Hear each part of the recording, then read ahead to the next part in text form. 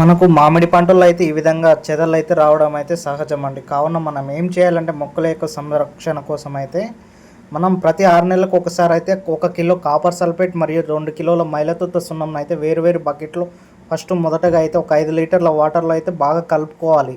తర్వాత కాపర్ సల్ఫేట్ని ఆ యొక్క మైలతూత సున్నంలో అయితే కలుపుకున్న తర్వాత మనం ఏమవుతుందంటే అదొక బోర్డ్ ఆఫ్ పేస్ట్గా మారుతుంది.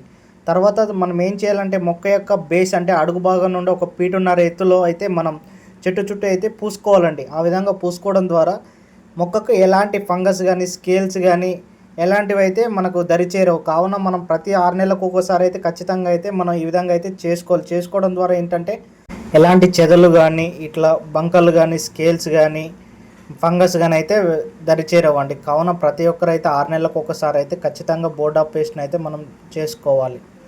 నెక్స్ట్ టైం అది ఏ విధంగా అయితే అప్లై చేసుకోవాలో నేనైతే లైవ్లో వీడియో అయితే చూపిస్తానండి. ఈ వీడియో నచ్చితే లైక్, షేర్, సబ్స్క్రైబ్ అయితే చేసుకోండి. Thank you.